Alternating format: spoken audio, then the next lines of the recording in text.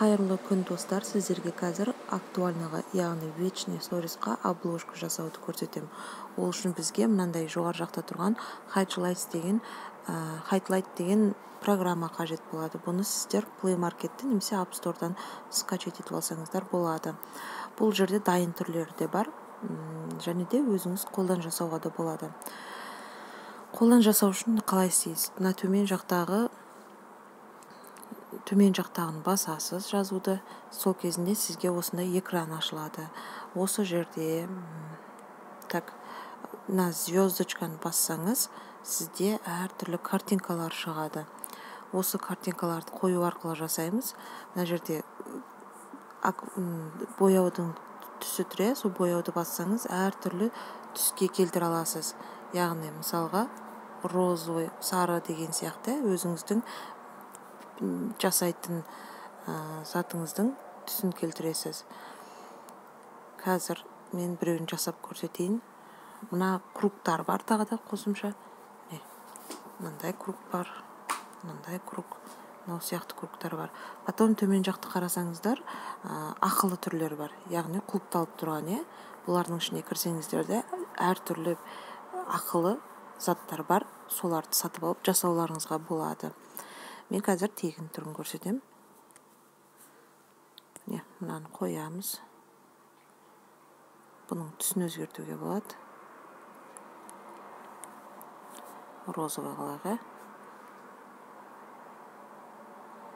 Мына көрдіңіз ба, бүйтіп басып едім, жалпы несін көрсетіп тұр. Ортадағы екен, және домалақ круг шықты. Бұл круг осы кругтан аспау керек деген сөз. Яғни сіздің актуальныңыздан осылай көрінетін болады.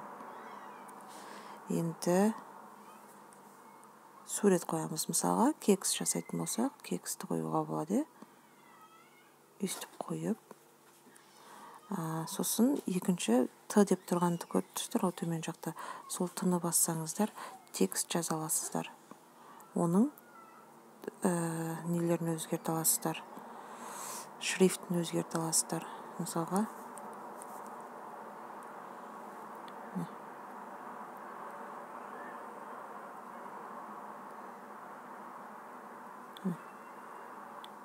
и түсін өзгерте аласыздар.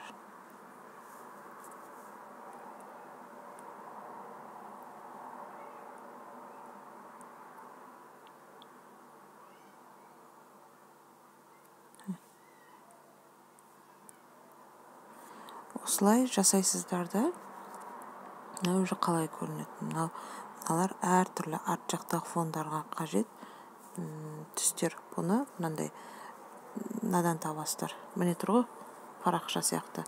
Соның ішіне кіріп таба аласыздар. Бұда да ақылы түрі бар, және де не түрі бар, тегін түрі бар. Оны өзіңіздің қалауыңыз бойынша таңдап аласыздар.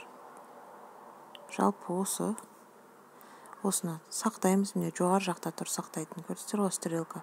Соны басасыздар да сақтайсыздар.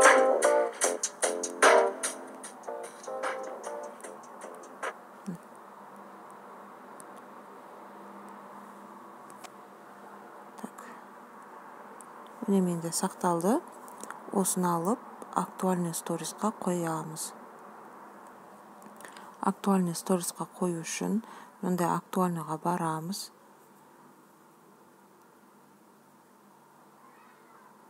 Қазір ашылсын. Потом еще дегенді басамыз. Төмен жақтағы редактировать актуальный дейміз. Сөйтеміз да редактировать обложку дегенді басамыз. Сосын мына жақта бірінші болып төмен жақта картинканың суреті тұрады. Соны бассаңыз, осы міне өзіңіздің жасағаныңызды алып қоя аласыз. Міне мынандай қойып. Далее дейсіз.